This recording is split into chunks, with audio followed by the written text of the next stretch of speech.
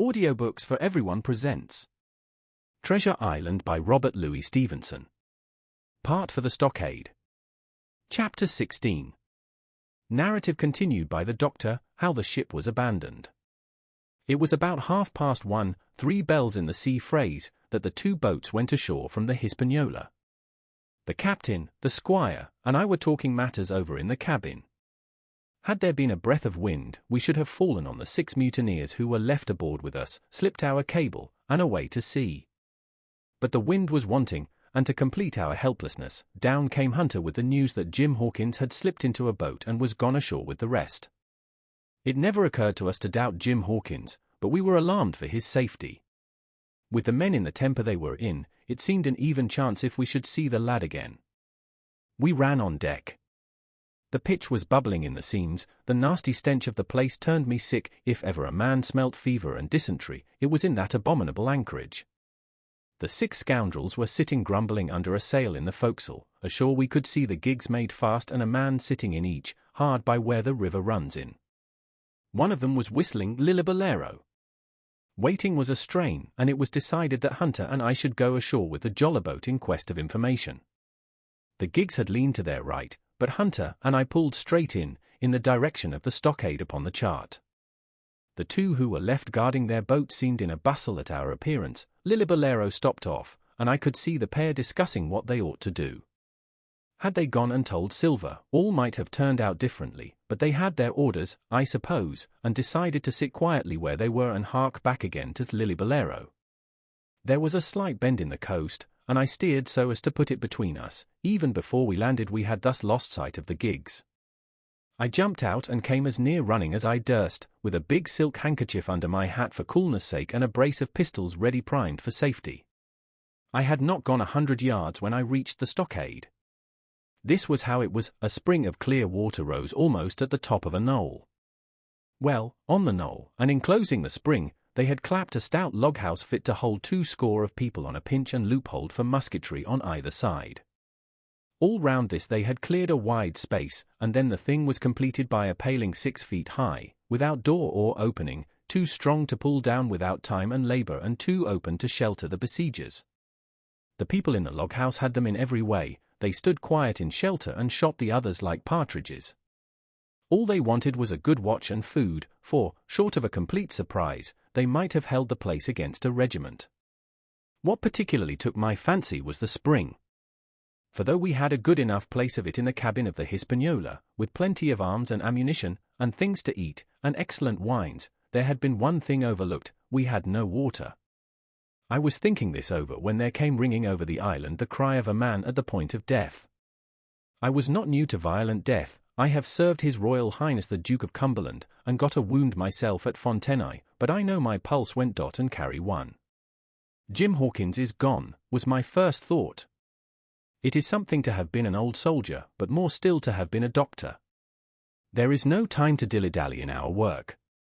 And so now I made up my mind instantly, and with no time lost returned to the shore and jumped on board the jollyboat. By good fortune Hunter pulled a good oar. We made the water fly, and the boat was soon alongside and I aboard the schooner. I found them all shaken, as was natural. The squire was sitting down, as white as a sheet, thinking of the harm he had led us to, the good soul.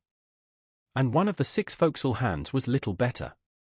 "There's a man," says Captain Smollett, nodding towards him, new to this work.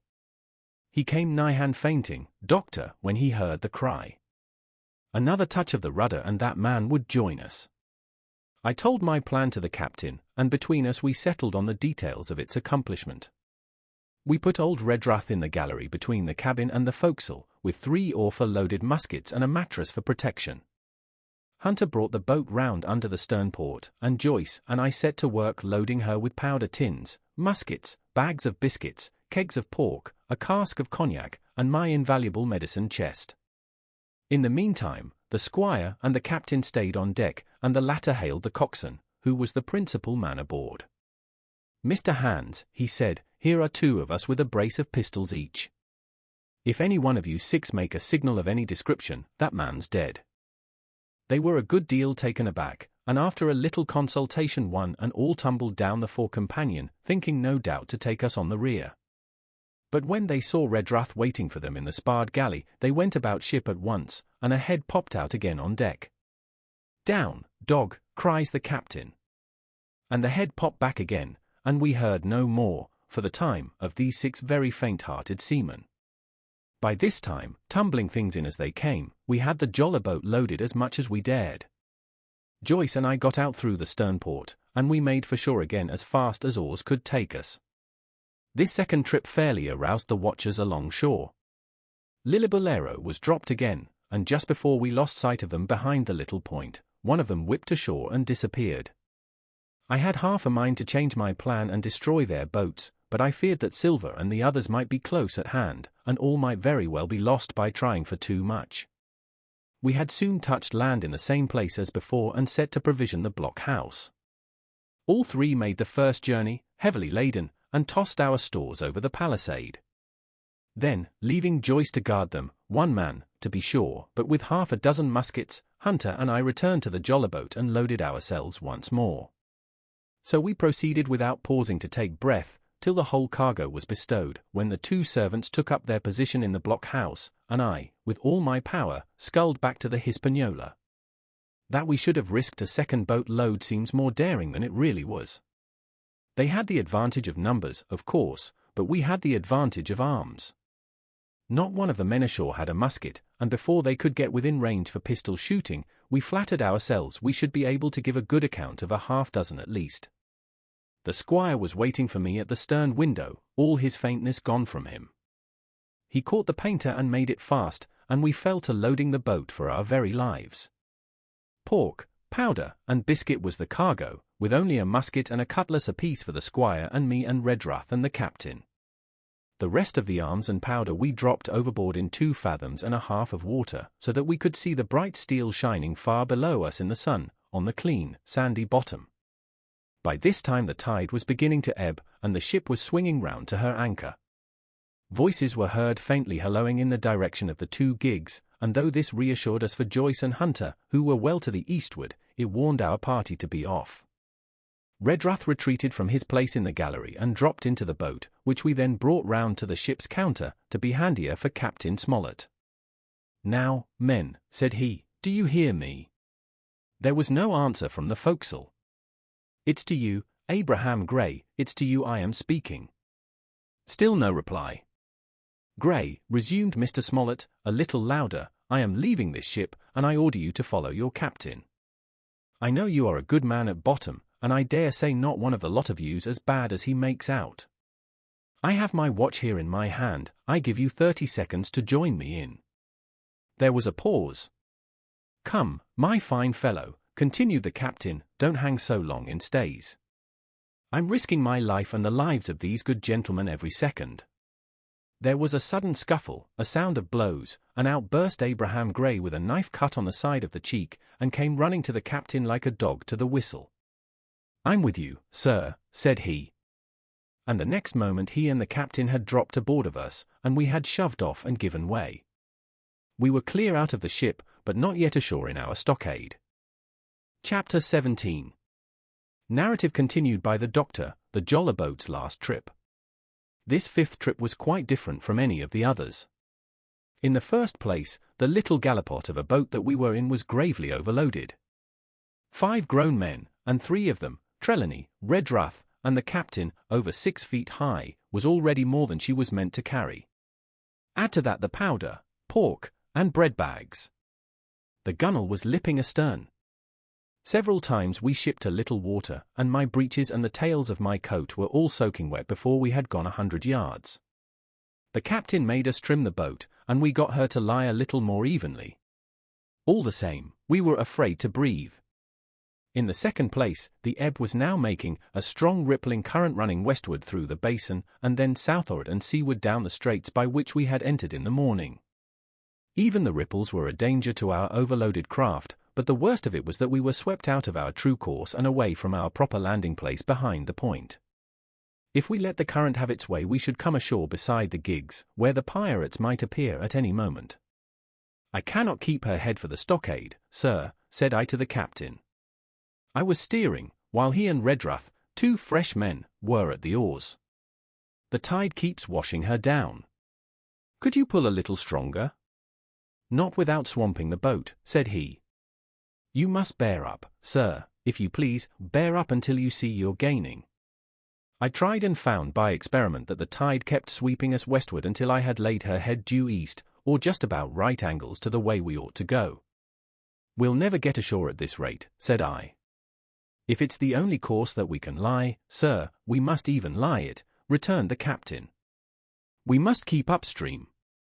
You see, sir, he went on, if once we drop to leeward of the landing place, it's hard to say where we should get ashore, besides the chance of being boarded by the gigs, whereas, the way we go the current must slacken, and then we can dodge back along the shore. The current's ready, sir, said the man Gray, who was sitting in the foresheets, you can ease her off a bit. Thank you, my man, said I, quite as if nothing had happened, for we had all quietly made up our minds to treat him like one of ourselves. Suddenly the captain spoke up again, and I thought his voice was a little changed. The gun, said he. I have thought of that, said I, for I made sure he was thinking of a bombardment of the fort. They could never get the gun ashore, and if they did, they could never haul it through the woods. Look astern, doctor, replied the captain. We had entirely forgotten the long nine, and there, to our horror, were the 5 rogues busy about her, getting off her jacket, as they called the stout tarpaulin cover under which she sailed.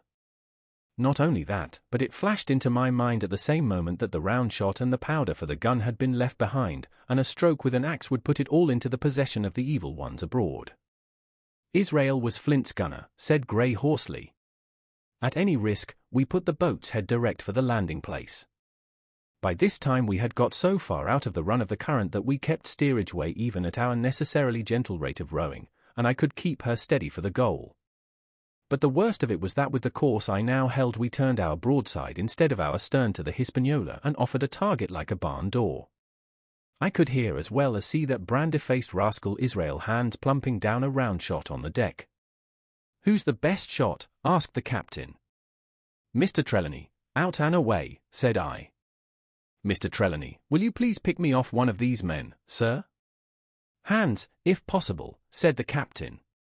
Trelawney was as cool as steel. He looked to the priming of his gun. Now, cried the captain, easy with that gun, sir, or you'll swamp the boat. All hands stand by to trim her when he aims. The squire raised his gun, the rowing ceased, and we leaned over to the other side to keep the balance, and all was so nicely contrived that we did not ship a drop. They had the gun, by this time, slewed round upon the swivel, and Hans, who was at the muzzle with the rammer, was in consequence the most exposed.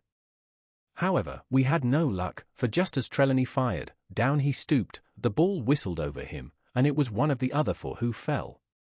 The cry he gave was echoed not only by his companions on board but by a great number of voices from the shore, and looking in that direction I saw the other pirates trooping out from among the trees and tumbling into their places in the boats. Here come the gigs, sir, said I. Give way, then, cried the captain. We mustn't mind if we swamp her now. If we can't get ashore, all's up. Only one of the gigs is being manned, sir, I added, the crew of the other most likely going round by shore to cut us off. They'll have a hot run, sir, returned the captain. Jack ashore, you know. It's not the my mind, it's the round shot. Carpet bowls. My lady's maid couldn't miss. Tell us, squire, when you see the match, and we'll hold water. In the meanwhile we had been making headway at a good pace for a boat so overloaded, and we had shipped but little water in the process. We were now close in 30 or 40 strokes and we should beach her, for the ebb had already disclosed a narrow belt of sand below the clustering trees. The gig was no longer to be feared, the little point had already concealed it from our eyes. The ebb tide, which had so cruelly delayed us, was now making reparation and delaying our assailants. The one source of danger was the gun. If I durst, said the captain, I'd stop and pick off another man. But it was plain that they meant nothing should delay their shot. They had never so much as looked at their fallen comrade, though he was not dead, and I could see him trying to crawl away. Ready, cried the squire. Hold, cried the captain, quick as an echo. And he and Redruth backed with a great heave that sent her stern bodily under water. The report fell in at the same instant of time. This was the first that Jim heard, the sound of the squire's shot not having reached him. Where the ball passed, not one of us precisely knew, but I fancy it must have been over our heads and that the wind of it may have contributed to our disaster. At any rate, the boat sank by the stern, quite gently, in 3 feet of water, leaving the captain and myself, facing each other, on our feet. The other 3 took complete headers, and came up again drenched and bubbling. So far there was no great harm. No lives were lost, and we could wade ashore in safety. But there were all our stores at the bottom, and to make things worse, only 2 guns out of 5 remained in a state for service. Mine I had snatched from my knees and held over my head, by a sort of instinct. As for the captain, he had carried his over his shoulder by a bandolier, and like a wise man, lock uppermost. The other 3 had gone down with the boat. To add to our concern, we heard voices already drawing near us in the woods along shore, and we had not only the danger of being cut off from the stockade in our half-crippled state but the fear before us whether, if Hunter and Joyce were attacked by half a dozen, they would have the sense and conduct to stand firm. Hunter was steady, that we knew. Joyce was a doubtful case, a pleasant, polite man for a valet and to brush one's clothes, but not entirely fitted for a man of war. With all this in our minds, we waded ashore as fast as we could, leaving behind us the poor jollyboat and a good half of all our powder and provisions. Chapter 18. Narrative continued by the Doctor, end of the first day's fighting. We made our best speed across the strip of wood that now divided us from the stockade, and at every step we took the voices of the buccaneers rang nearer. Soon we could hear their footfalls as they ran and the cracking of the branches as they breasted across a bit of thicket. I began to see we should have a brush for it in earnest and looked to my priming. "Captain," said I, "Trelawney is the dead shot. Give him your gun, his own is useless." They exchanged guns, and Trelawney, silent and cool as he had been since the beginning of the bustle, hung a moment on his heel to see that all was fit for service. At the same time, observing Grey to be unarmed, I handed him my cutlass. It did all our hearts good to see him spit in his hand, knit his brows, and make the blade sing through the air. It was plain from every line of his body that our new hand was worth his salt. 40 paces farther we came to the edge of the wood and saw the stockade in front of us. We struck the enclosure about the middle of the south side, and almost at the same time, 7 mutineers, Job Anderson, the boatswain, at their head, appeared in full cry at the southwestern corner. They paused as if taken aback, and before they recovered, not only the squire and I, but Hunter and Joyce from the blockhouse, had time to fire. The first shots came in rather a scattering volley, but they did the business. One of the enemy actually fell, and the rest, without hesitation, turned and plunged into the trees. After reloading, we walked down the outside of the palisade to see to the fallen enemy. He was stone dead, shot through the heart. We began to rejoice over our good success when just at that moment a pistol cracked in the bush, a ball whistled close past my ear, and poor Tom Redruth stumbled and fell his length on the ground. Both the squire and I returned the shot, but as we had nothing to aim at, it is probable we only wasted powder. Then we reloaded and turned our attention to poor Tom. The captain and Grey were already examining him, and I saw with half an eye that all was over. I believe the readiness of our return volley had scattered the mutineers once more, for we were suffered without further molestation to get the poor old gamekeeper hoisted over the stockade and carried, groaning and bleeding, into the log house. Poor old fellow, he had not uttered one word of surprise, complaint, fear, or even acquiescence from the very beginning of our troubles till now, when we had laid him down in the log house to die. He had lain like a Trojan behind his mattress in the gallery, he had followed every order silently, doggedly, and well, he was the oldest of our party by a score of years, and now, sullen, old, serviceable servant, it was he that was to die. The squire dropped down beside him on his knees and kissed his hand, crying like a child. "Be I going, doctor?" he asked. "Tom, my man," said I, "you're going home." "I wish I had had a lick at them with the gun first," he replied. "Tom," said the squire, "say you forgive me, won't you?" "Would that be respectful like, from me to you, squire?" was the answer.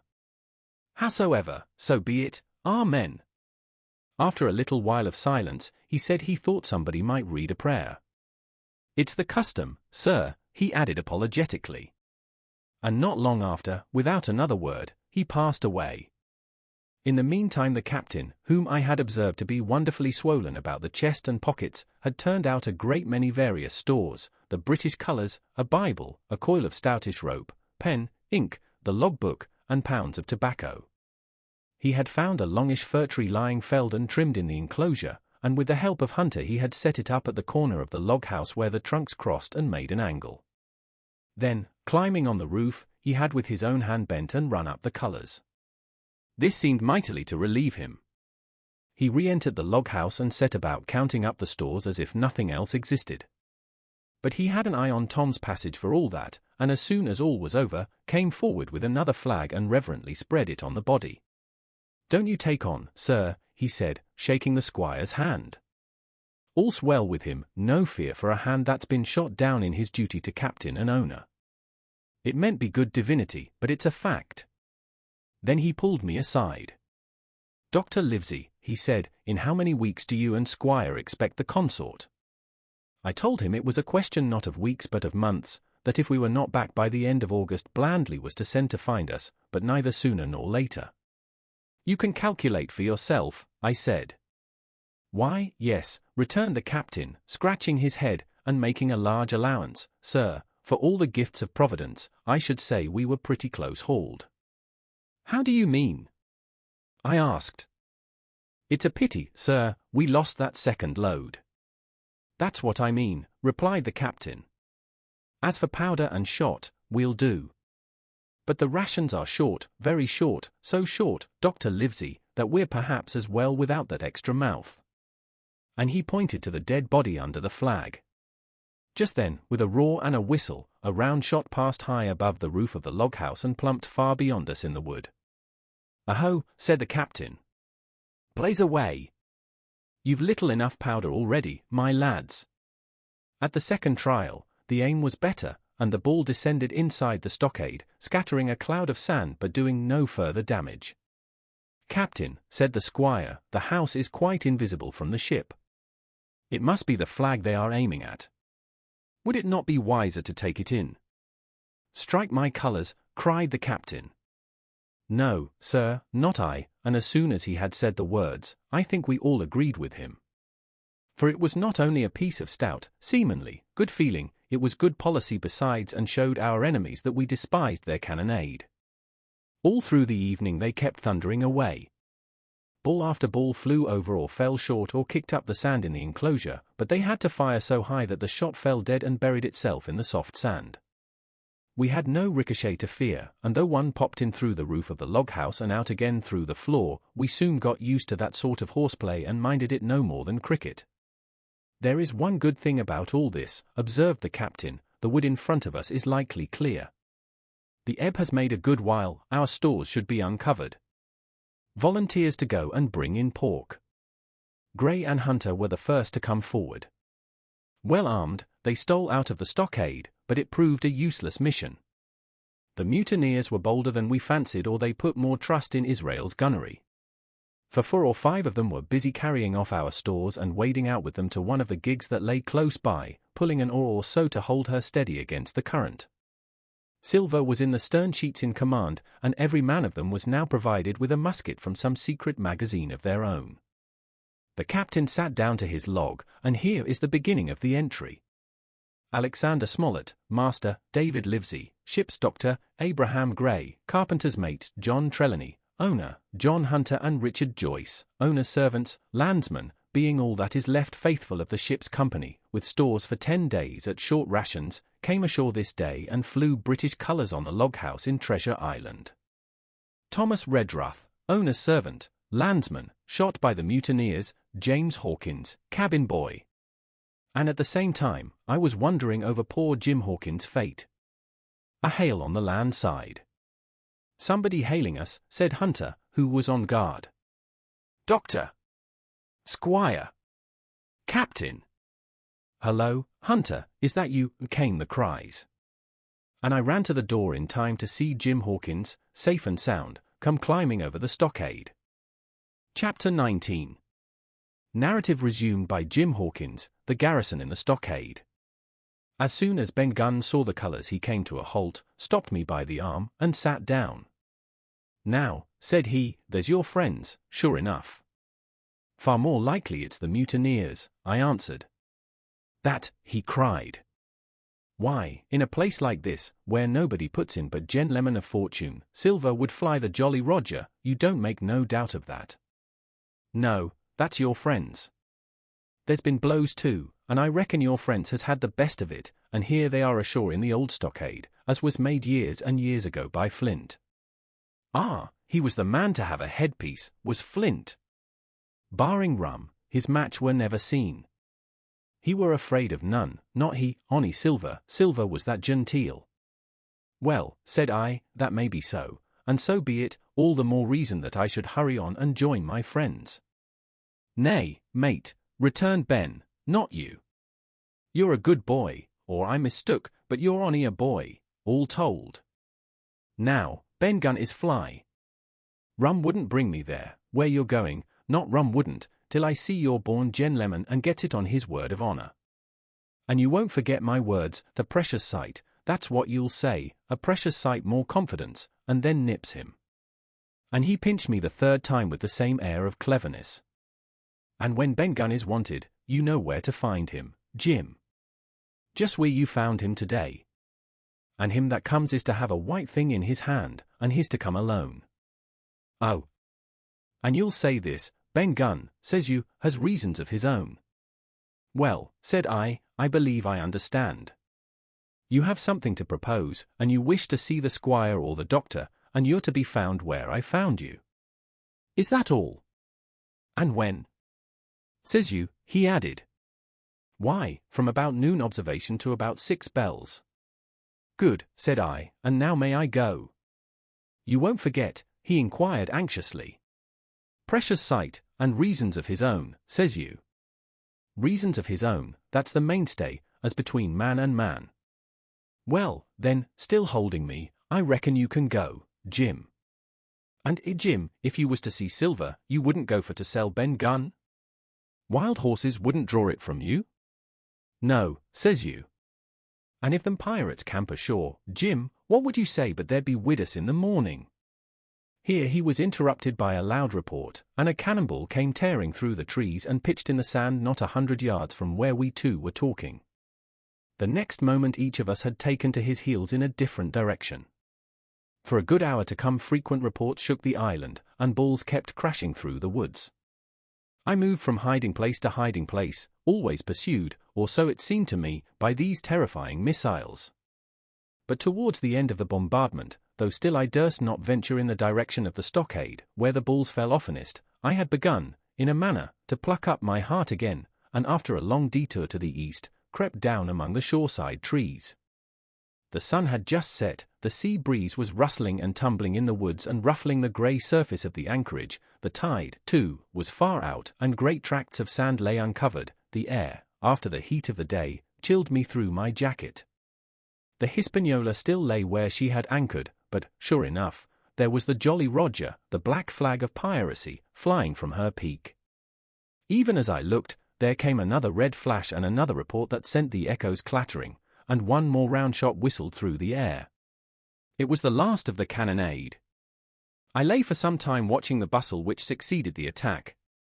Men were demolishing something with axes on the beach near the stockade, the poor jollyboat, I afterwards discovered.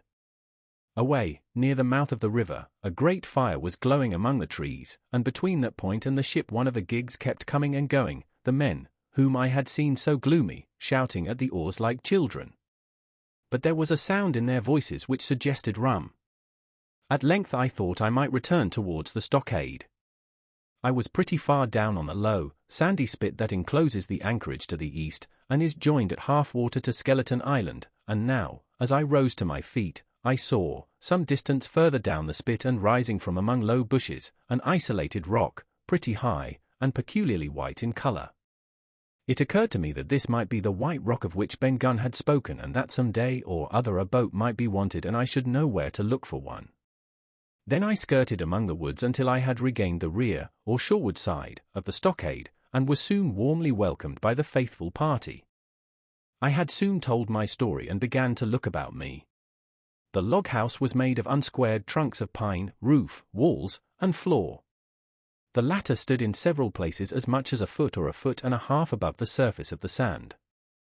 There was a porch at the door, and under this porch the little spring welled up into an artificial basin of a rather odd kind, no other than a great ship's kettle of iron, with the bottom knocked out and sunk to her bearings, as the captain said, among the sand. Little had been left besides the framework of the house, but in one corner there was a stone slab laid down by way of hearth and an old rusty iron basket to contain the fire. The slopes of the knoll and all the inside of the stockade had been cleared of timber to build the house, and we could see by the stumps what a fine and lofty grove had been destroyed. Most of the soil had been washed away or buried in drift after the removal of the trees, only where the streamlet ran down from the kettle a thick bed of moss and some ferns and little creeping bushes were still green among the sand. Very close around the stockade, too close for defense, they said, the wood still flourished high and dense, all of fir on the land side, but towards the sea with a large admixture of live oaks. The cold evening breeze, of which I have spoken, whistled through every chink of the rude building and sprinkled the floor with a continual rain of fine sand. There was sand in our eyes, sand in our teeth, sand in our suppers, sand dancing in the spring at the bottom of the kettle, for all the world like porridge beginning to boil. Our chimney was a square hole in the roof. It was but a little part of the smoke that found its way out, and the rest eddied about the house and kept us coughing and piping the eye. Add to this that Gray, the new man, had his face tied up in a bandage for a cut he had got in breaking away from the mutineers, and that poor old Tom Redruth, still unburied, lay along the wall, stiff and stark, under the Union Jack. If we had been allowed to sit idle, we should all have fallen in the blues, but Captain Smollett was never the man for that. All hands were called up before him, and he divided us into watches. The doctor and Gray and I for one, the squire, Hunter, and Joyce upon the other. Tired though we all were, 2 were sent out for firewood, 2 more were set to dig a grave for Redruth, the doctor was named cook, I was put sentry at the door, and the captain himself went from one to another, keeping up our spirits and lending a hand wherever it was wanted. From time to time the doctor came to the door for a little air and to rest his eyes, which were almost smoked out of his head, and whenever he did so, he had a word for me. "That man Smollett," he said once, "is a better man than I am. And when I say that it means a deal, Jim." Another time he came and was silent for a while. Then he put his head on one side and looked at me. "Is this Ben Gunn a man?" he asked. "I do not know, sir," said I am not very sure whether he's sane." "If there's any doubt about the matter, he is," returned the doctor. "A man who has been 3 years biting his nails on a desert island, Jim, can't expect to appear as sane as you or me. It doesn't lie in human nature. Was it cheese you said he had a fancy for?" "Yes, sir, cheese," I answered. "Well, Jim," says he, "just see the good that comes of being dainty in your food. You've seen my snuff box, haven't you?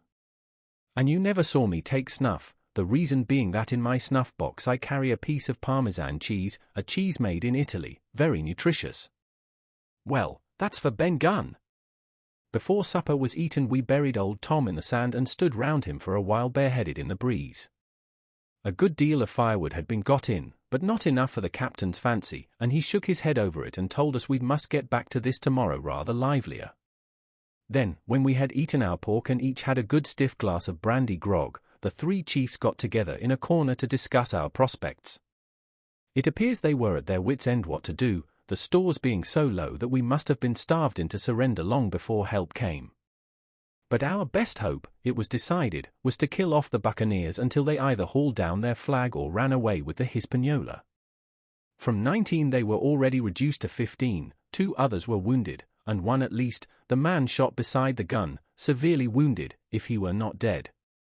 Every time we had a crack at them, we were to take it, saving our own lives, with the extremest care. And besides that, we had 2 able allies, rum and the climate. As for the first, though we were about half a mile away, we could hear them roaring and singing late into the night, and as for the second, the doctor staked his wig that, camped where they were in the marsh and unprovided with remedies, the half of them would be on their backs before a week. So, he added, if we are not all shot down first they'll be glad to be packing in the schooner. It's always a ship, and they can get to buccaneering again, I suppose. "First ship that ever I lost," said Captain Smollett. "I was dead tired, as you may fancy, and when I got to sleep, which was not till after a great deal of tossing, I slept like a log of wood. The rest had long been up and had already breakfasted and increased the pile of firewood by about half as much again when I was wakened by a bustle and the sound of voices. 'Flag of truce!' I heard someone say, and then, immediately after, with a cry of surprise, Silver himself. And at that, up I jumped, and rubbing my eyes, ran to a loophole in the wall." Chapter 20. Silver's Embassy. Sure enough, there were two men just outside the stockade, one of them waving a white cloth, the other, no less a person than Silver himself, standing placidly by. It was still quite early, and the coldest morning that I think I ever was abroad in, a chill that pierced into the marrow. The sky was bright and cloudless overhead, and the tops of the trees shone rosily in the sun. But where Silver stood with his lieutenant, all was still in shadow, and they waded knee-deep in a low white vapor that had crawled during the night out of the morass. The chill and the vapor taken together told a poor tale of the island. It was plainly a damp, feverish, unhealthy spot. "Keep indoors, men," said the captain. 10 to 1 this is a trick." Then he hailed the buccaneer. "Who goes?" "Stand, or we fire." "Flag of truce," cried Silver. The captain was in the porch, keeping himself carefully out of the way of a treacherous shot, should any be intended. He turned and spoke to us. "Doctors, watch on the lookout. Dr. Livesey, take the north side, if you please, Jim, the east, Gray, west.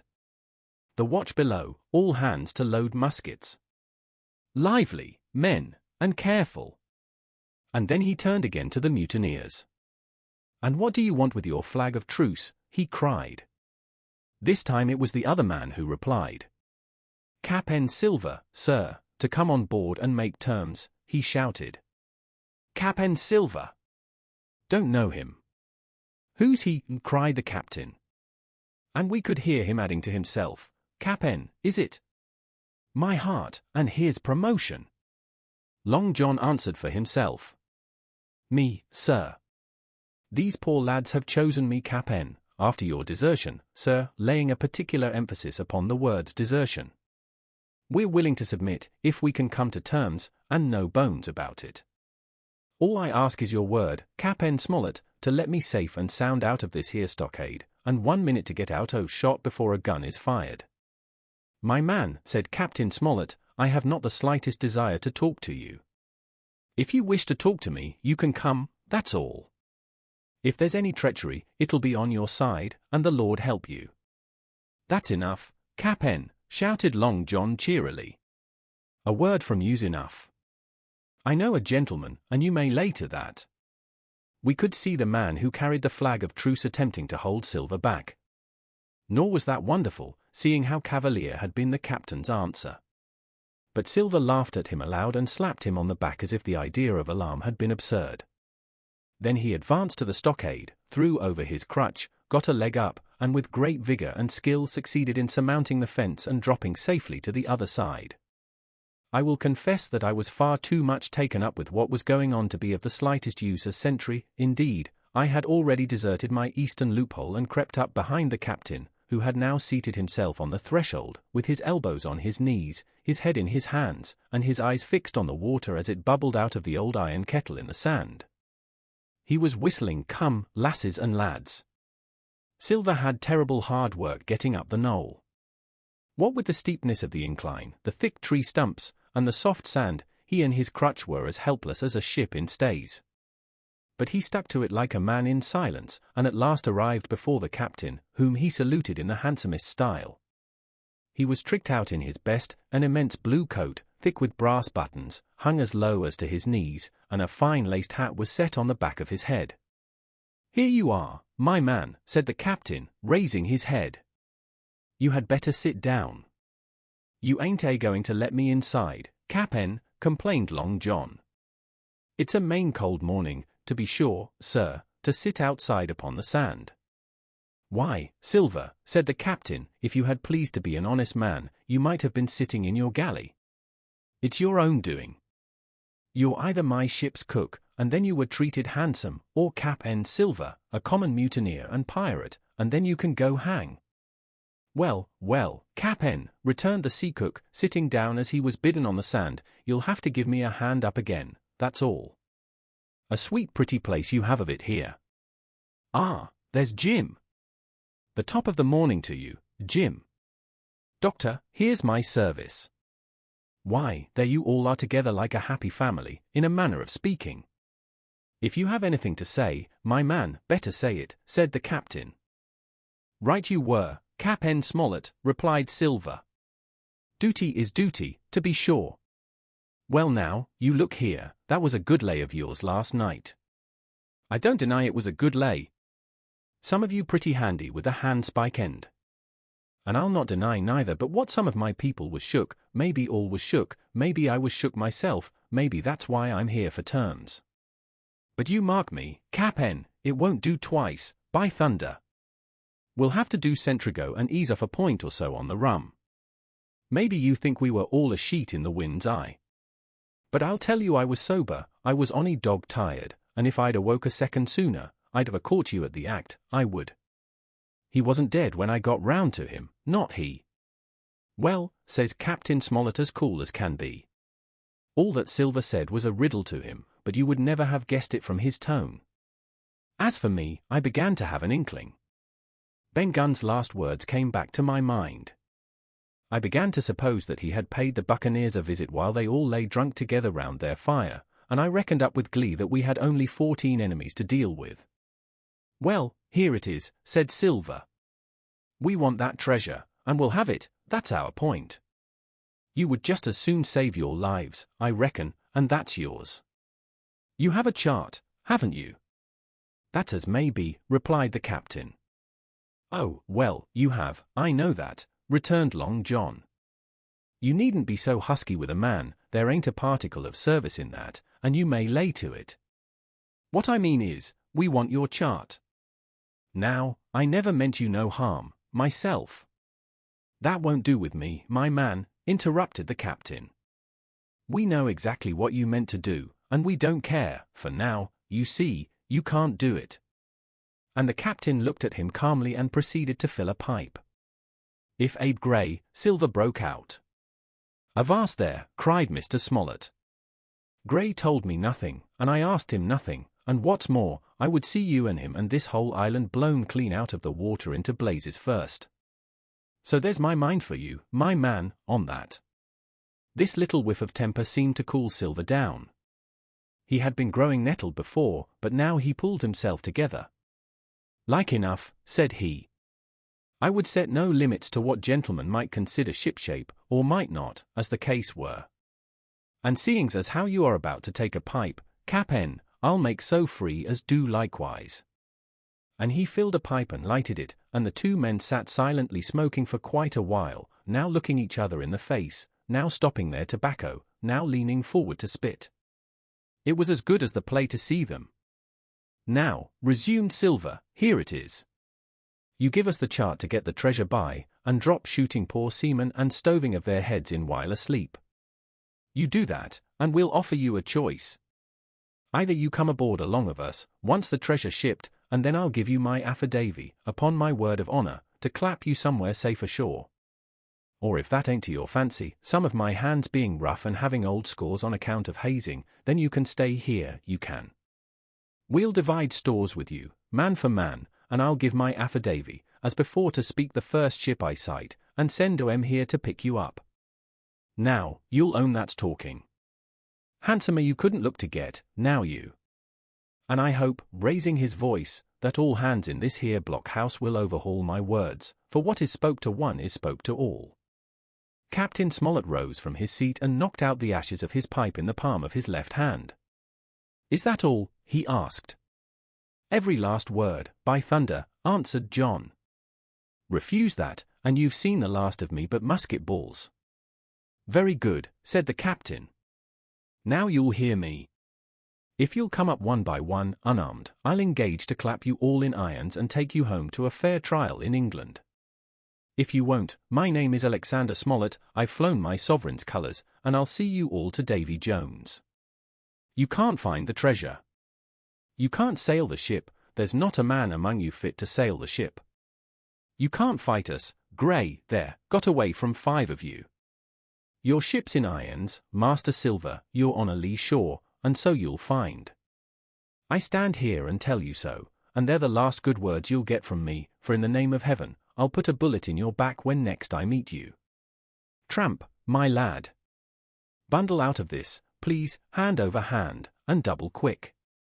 Silver's face was a picture, his eyes started in his head with wrath. He shook the fire out of his pipe. Give me a hand up, he cried. Not I, returned the captain. Who'll give me a hand up, he roared. Not a man among us moved. Growling the foulest imprecations, he crawled along the sand till he got hold of the porch and could hoist himself again upon his crutch. Then he spat into the spring. There, he cried. That's what I think of ye. Before an hour's out, I'll stove in your old blockhouse like a rum puncheon. Laugh, by thunder, laugh. Before an hour's out, ye'll laugh upon the other side. Them that die'll be the lucky ones. And with a dreadful oath he stumbled off, ploughed down the sand, was helped across the stockade, after 4 or 5 failures, by the man with the flag of truce, and disappeared in an instant afterwards among the trees. Chapter 21. The Attack. As soon as Silver disappeared, the captain, who had been closely watching him, turned towards the interior of the house and found not a man of us at his post but Grey. It was the first time we had ever seen him angry. Quarters, he roared. And then, as we all slunk back to our places, Grey, he said, I'll put your name in the log, you stood by your duty like a seaman. Mr. Trelawney, I'm surprised at you, sir. Doctor, I thought you had worn the king's coat. If that was how you served at Fontenoy, sir, you'd have been better in your berth. The doctor's watch were all back at their loopholes, the rest were busy loading the spare muskets, and everyone with a red face, you may be certain, and a flea in his ear, as the saying is. The captain looked on for a while in silence. Then he spoke. My lads, said he, I've given Silver a broadside. I pitched it in red hot on purpose, and before the hour's out, as he said, we shall be boarded. We're outnumbered, I needn't tell you that, but we fight in shelter, and a minute ago I should have said we fought with discipline. I've no manner of doubt that we can drub them, if you choose. Then he went the rounds and saw, as he said, that all was clear. On the 2 short sides of the house, east and west, there were only 2 loopholes, on the south side where the porch was, 2 again, and on the north side, 5. There was a round score of muskets for the 7 of us, the firewood had been built into 4 piles, tables, you might say, one about the middle of each side, and on each of these tables some ammunition and 4 loaded muskets were laid ready to the hand of the defenders. In the middle, the cutlasses lay ranged. Toss out the fire, said the captain, the chill is past, and we mustn't have smoke in our eyes. The iron fire basket was carried bodily out by Mr. Trelawney, and the embers smothered among sand. Hawkins hasn't had his breakfast. Hawkins, help yourself, and back to your post to eat it, continued Captain Smollett. Lively, now, my lad, you'll want it before you've done. Hunter, serve out a round of brandy to all hands. And while this was going on, the captain completed, in his own mind, the plan of the defense. Doctor, you will take the door, he resumed. See, and don't expose yourself, keep within, and fire through the porch. Hunter, take the east side, there. Joyce, you stand by the west, my man. Mr. Trelawney, you are the best shot, you and Grey will take this long north side, with the 5 loopholes, it's there the danger is. If they can get up to it and fire in upon us through our own ports, things would begin to look dirty. Hawkins, neither you nor I are much account at the shooting, we'll stand by to load and bear a hand. As the captain had said, the chill was past. As soon as the sun had climbed above our girdle of trees, it fell with all its force upon the clearing and drank up the vapors at a draught. Soon the sand was baking and the resin melting in the logs of the block house. Jackets and coats were flung aside, shirts thrown open at the neck and rolled up to the shoulders, and we stood there, each at his post, in a fever of heat and anxiety. An hour passed away. Hang them, said the captain. This is as dull as the doldrums. Grey, whistle for a wind. And just at that moment came the first news of the attack. If you please, sir, said Joyce, if I see anyone, am I to fire? I told you so, cried the captain. Thank you, sir, returned Joyce with the same quiet civility. Nothing followed for a time, but the remark had set us all on the alert, straining ears and eyes, the musketeers with their pieces balanced in their hands, the captain out in the middle of the blockhouse with his mouth very tight and a frown on his face. So some seconds passed, till suddenly Joyce whipped up his musket and fired. The report had scarcely died away ere it was repeated and repeated from without in a scattering volley, shot behind shot, like a string of geese, from every side of the enclosure. Several bullets struck the log house, but not one entered, and as the smoke cleared away and vanished, the stockade and the woods around it looked as quiet and empty as before. Not a bough waved, not the gleam of a musket barrel betrayed the presence of our foes. Did you hit your man? Asked the captain. No, sir, replied Joyce. I believe not, sir. Next best thing to tell the truth, muttered Captain Smollett. Load his gun, Hawkins. How many should say there were on your side, Doctor? I know precisely, said Dr. Livesey. 3 shots were fired on this side. I saw the 3 flashes, 2 close together, 1 farther to the west. 3, repeated the captain. And how many on yours, Mr. Trelawney? But this was not so easily answered. There had come many from the north, 7 by the squire's computation, 8 or 9 according to Grey. From the east and west only a single shot had been fired. It was plain, therefore, that the attack would be developed from the north and that on the other 3 sides we were only to be annoyed by a show of hostilities. But Captain Smollett made no change in his arrangements. If the mutineers succeeded in crossing the stockade, he argued, they would take possession of any unprotected loophole and shoot us down like rats in our own stronghold. Nor had we much time left to us for thought. Suddenly, with a loud huzzah, a little cloud of pirates leaped from the woods on the north side and ran straight on the stockade. At the same moment, the fire was once more opened from the woods, and a rifle ball sang through the doorway and knocked the doctor's musket into bits. The boarders swarmed over the fence like monkeys. Squire and Grey fired again and yet again. 3 men fell, 1 forwards into the enclosure, 2 back on the outside. But of these, 1 was evidently more frightened than hurt, for he was on his feet again in a crack and instantly disappeared among the trees. 2 had bit the dust, 1 had fled, for had made good their footing inside our defences, while from the shelter of the wood 7 or 8 men, each evidently supplied with several muskets, kept up a hot though useless fire on the log house. The 4 who had boarded made straight before them for the building, shouting as they ran, and the men among the trees shouted back to encourage them. Several shots were fired, but such was the hurry of the marksmen that not one appears to have taken effect. In a moment, the 4 pirates had swarmed up the mound and were upon us. The head of Job Anderson, the boatswain, appeared at the middle loophole. At them, all hands, he roared in a voice of thunder. At the same moment, another pirate grasped Hunter's musket by the muzzle, wrenched it from his hands, plucked it through the loophole, and with one stunning blow, laid the poor fellow senseless on the floor. Meanwhile a third, running unharmed all around the house, appeared suddenly in the doorway and fell with his cutlass on the doctor. Our position was utterly reversed. A moment since we were firing, under cover, at an exposed enemy, now it was we who lay uncovered and could not return a blow. The log house was full of smoke, to which we owed our comparative safety. Cries and confusion, the flashes and reports of pistol shots, and one loud groan rang in my ears. Out, lads, out, and fight them in the open. Cutlasses, cried the captain. I snatched a cutlass from the pile, and someone, at the same time snatching another, gave me a cut across the knuckles which I hardly felt. I dashed out of the door into the clear sunlight. Someone was close behind, I knew not whom. Right in front, the doctor was pursuing his assailant down the hill, and just as my eyes fell upon him, beat down his guard and sent him sprawling on his back with a great slash across the face. Round the house, lads! Round the house, cried the captain, and even in the hurly-burly, I perceived a change in his voice. Mechanically, I obeyed, turned eastwards, and with my cutlass raised, ran round the corner of the house. Next moment I was face to face with Anderson. He roared aloud, and his hanger went up above his head, flashing in the sunlight. I had not time to be afraid, but as the blow still hung impending, leaped in a trice upon one side, and missing my foot in the soft sand, rolled headlong down the slope.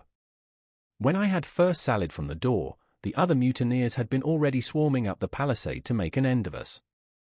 One man, in a red nightcap, with his cutlass in his mouth, had even got upon the top and thrown a leg across. Well, so short had been the interval that when I found my feet again all was in the same posture, the fellow with the red nightcap still halfway over, another still just showing his head above the top of the stockade. And yet, in this breath of time, the fight was over and the victory was ours.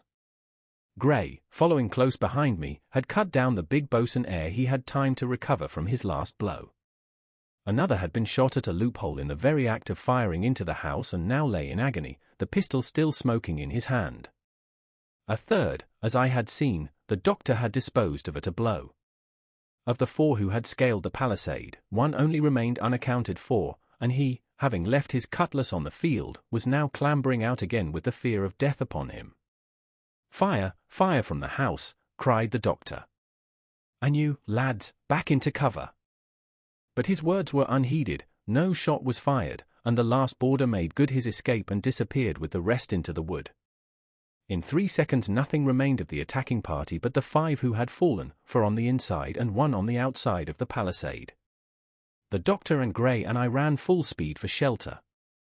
The survivors would soon be back where they had left their muskets, and at any moment the fire might recommence. The house was by this time somewhat cleared of smoke, and we saw at a glance the price we had paid for victory. Hunter lay beside his loophole, stunned, Joyce by his, shot through the head, never to move again, while right in the centre, the squire was supporting the captain, one as pale as the other. "The captain's wounded," said Mr. Trelawney.